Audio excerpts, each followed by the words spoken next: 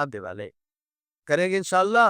اس کے لیے پورا مجمع طے کر لے، مسجد والے بنیں گے اور مسجد والے آماد کو پائک کریں گے، یہ نکلنے والے بھی جا کر وہی کریں گے، ان کی روانگی کی بات ہوگی، اور جانے والے کہ یہ جو آ جائے ہمارے محلوں میں جماعتیں آ جائے، ہم خوش ہو جائیں، اے اللہ یہ تو نبی والا کام لے کے رہا گئے، اب اللہ کی رحمت ہمارے محلے میں برسے گی، زیادہ سے زیادہ وقت کبھی کا ساتھ دے، گھر گھر کی ملاقاتیں کرائیں، پک پک کی ملاقاتیں کرائیں، مسجد تو 24 گھنٹے آباد کرنے کی فکر کریں گے انشاءاللہ۔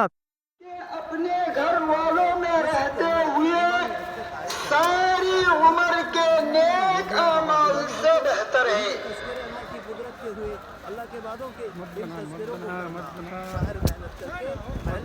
مسلمان کو ایمانی حرفوں میں شریک کرنے کی فکر کرنا، اپنے آپ پہ محتاج بنا کر لو، اپنے آپ کو ہر مسلمان کو اپنے سے اچھا سمجھنا۔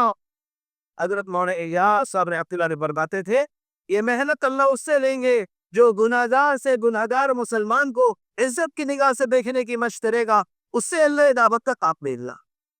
اگر یہ سوچے گا میں اچھا ہوں، یہ نمازی ہے، میں اچھا ہوں، اللہ اسے کہاں چھوڑ کے باہر کر رہی، نہیں، بلکہ یہ وہ سمجھو میں سب سے خراب، وہ سب اچھے ہیں، میں کمزور ہوں، میں کمزور ایمان والا ہوں، کبھی ایمان کی محنت کے لیے دندر چوکرے کھاؤں گا، جتنوں کو جاتا کہ دعوت دے کے لاؤں گا، اللہ میرا ایمانی پوائنٹ کو بڑھاتے چلے جائے۔ کریں گے محنت انشاءاللہ، پہلے ایمانی القاء، دوسرے وظائر کی تعلیم، اس کا تعلق بھی ایمان سے ہی ہے، جم کر بیٹھنا، کبھی ہمارا حصہ ہوا حصہ دعا، اور کبھی منتخب کس دماغ لگا کر مجاہدے کے ساتھ اللہ کے وعد اور وعیدوں کو سنتا مان میں بات کرے، زبان سے کہو بے شک تاکہ دل کہتے پتر چاہے کہ میرے نبی کی بات، میرے رب کی بات اس طرح، پھر قرآن پر کان پر لگاؤ، سیکھنا سکھانے کا، ایسی محنت محلے میں ہمارے محلے میں جتنے بالغ مرد ہے کوئی ایسا نہ بچے جس کا قرآن صحیح نہ ہو جائے، پھر علماء کی خدمت میں حاضر ہو کر ان سے درخواست کر کے ان سے وقت لے کر اپنے مسجد میں ان کا حلقہ لگے، ہم علماء دین کی خدمت میں دو زانوں ڈال کر بیٹھے، حضرت ہمیں آج نماز کے مفسدات سکھا دیجیے، ہمیں مکروہات سکھا دیجیے، ہمیں شادی کا طریقہ سکھا دیجیے، ہمیں ولیمہ کا طریقہ سکھا دیجیے، ہمیں خطبے میں کیا کرنا سکھا دیجیے، ہمیں میت کو غسل کیسے دلانا سکھا دیجیے، ہمیں کفن کیسے کاٹنا سکھا دیجیے، ایک ایک چیز تو کچھ کر سیکھنا، تو مسجد میں ایمان کا حلقہ، فضائل کی تاریخ اور قرآن کا حلقہ اور سیکھنے سکھانے کا حلقہ کریں گے انشاءاللہ مسجد میں، اور ایسی محنت کریں گے مسجد میں کسی نماز کے بعد بیٹھ کر جم کر بیٹھے مشورہ کریں، مشورہ،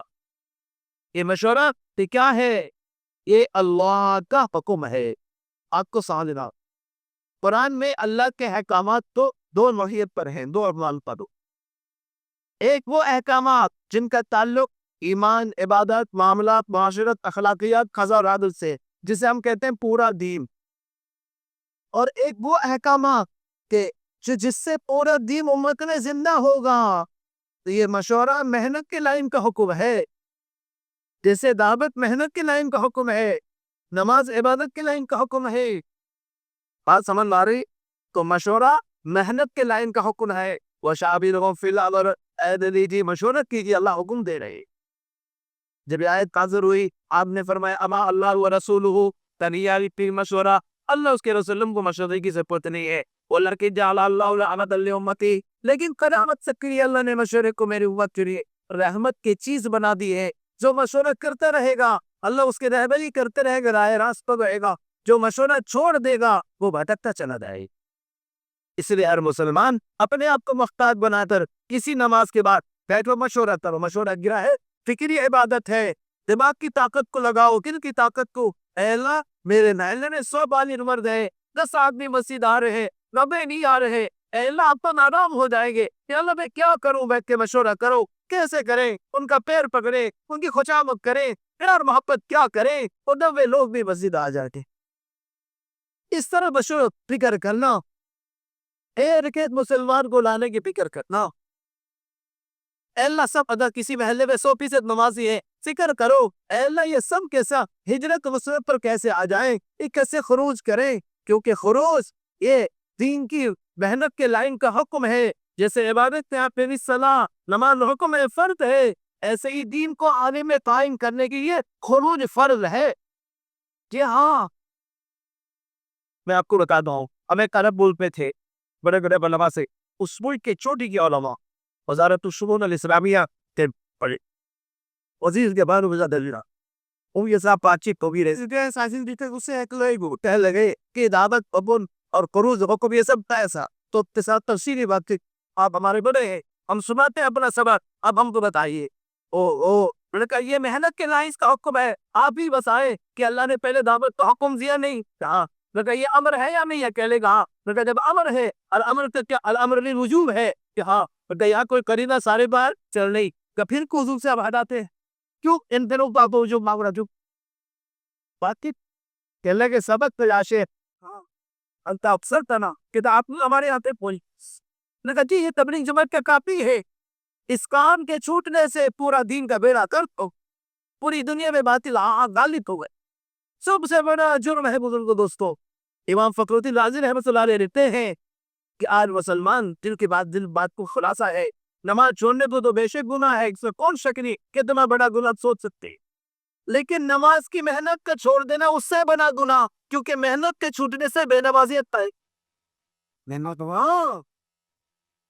اور فقیر ابو اللہ صبر بدی رحمۃ اللہ علیہ نے حدیث نقل کی ہے. فقیر ابو اللہ صبر بدی تو علماء سمجھیں گے. تنبیہ الغافلین ایک کتاب ہے زبردست، بہت فکر عجیب کتاب ہے، دلوں کو ہلا دینے والی کہجور ہے. اس نے ایک حدیث نقل کی، ایک صحابی نے عرض کیا یا رسول اللہ سب سے اونچا عمل کیا ہے اسلام میں؟ تو آپ نے توحید بتائی، نماز وقت پر اول وقت پر پڑھنا، والدین کی خدمت کرنا، اللہ کے راستے میں نکلنا. پھر ان کا سب سے بڑا گناہ کیا ہے؟ کا شرک ہے. تو اس کے بعد امر میں اللہ کے دی کی محنت کو چھوڑ دینا، اللہ تعالی ستا.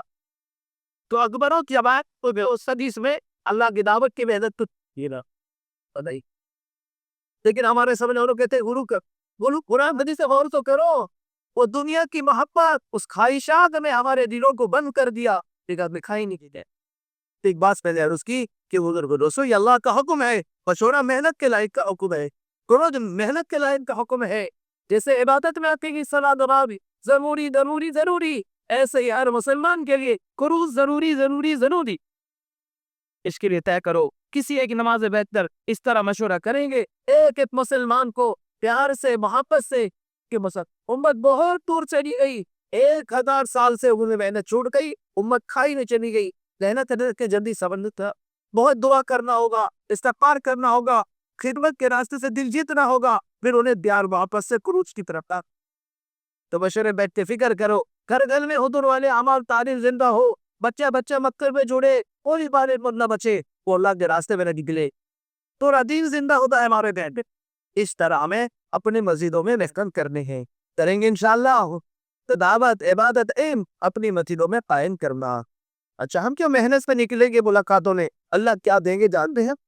اللہ خوش پر یقین مسلمان مسجد سے اپنے کتنی حکومت لائے کے لیے ملاقات کے لیے ارادہ کرتا ہے، قدم نکاس فرشتہ اعلان کرتا ہے من دارا کندہو آواد نزیدت دادا کو بنا دیں گے سبا التدت وطا رمچات ابواتا بیدن دیون دلا. جب کوئی کسی مسلمان سے ملنے کے لیے چاہتا ہے فرشتہ دعا دیتا ہے تو مبارک تیرا چننا تو کیا کہتا ہے تبواتا بین الجنتی منزل، جنت میں گھر مبارک تجھے. کیا وہ تو لبک حدیث قدسی کا بات ہے، وزبت محبتی بالمتدادرین کیا، میری محبت وادی ہو گئی ادبوں کے لیے جو میری وجہ سے دفتر کی چھوکرے کھاتے ہیں، ایک ایک مسامان سے میری نسبت پر لستے. تو روزانہ کی محنت اللہ کا محبوب آتے والا عمل ہے. سب اللہ جتنے مزید ٹھیک بچوں دیئے یہ کر لو. اسے بدسنگی اور تبلیغ جماعت کا کام ہے پھر اپنے ایمان میں کمال پیدا کرنے رہو، دنیا سے بات کو طاقتور بنانے کا کام ہے اور ایمان کی حفاظت کو قبر تک لے جانے والا کام ہے. انشاءاللہ لیکن انہیں بنائے نا انڈیا ہے طاقت تنسان تو گزر جا رہے 50 سال سے محنت کا کام ہو رہا ہے، 50 گھر ہے اب تک 100% تاریخ نہیں ہو. کیا بات میں نے اس میں بروٹک بنا لیا اس کو میں نے کام نہ سمجھا، یہ وہ کام ہے. سو جب گھر گھر میں تعلیم زندہ ہو جاتے ہیں ہوگا، فرشتے گھیر لیں گے ہر گھر کو، فرشتے کی جماعت دے کے. بخاری شریف ہے ایک ملائکۃ السیارہ حدیث ہے. فرشتوں کی ایک جماعت ہے جس کا ضروری ہے زمین میں چلتی پھرتی ہے، وہ دیکھتی ہے اللہ کے لیے لوگ کہاں جمع ہے. رحمانیہ چاہے ایمان کی مذاکرے کر رہے ہو، چاہے علماء کرام بچوں کو تعلیم دے رہے ہو، چاہے مسجد میں بیٹھ کر ایمان کی بات ہو رہی ہو یا مشورے ہو، اللہ کی لیے جہاں مسلمان جمع ہو، 2 آدمی 4 آدمی 5 آدمی 5 لاکھ کی، جہاں بھی وہ جماعت فرشتے تلاش کر کے وہ گھر میں گھیر لیتے ہیں اس وقت. اب بتاؤ 50 گھر ہے محلے میں، گھر گھر میں جب تعلیم شروع ہوگا، گھر میں 5 آدمی، کسی میں 6 آدمی، کسی میں 4 آدمی، سب روپے بیٹھیں گے، گھر گھر کو فرشتے کی جماعت گھیر دے گی. اب بتاؤ ساری دنیا کی طاقتیں اس محلے کو اگر ویران کرنا چاہیں گی تو نہیں کر سکتی. کیوں؟ فرشتے محافظ ہو گئے.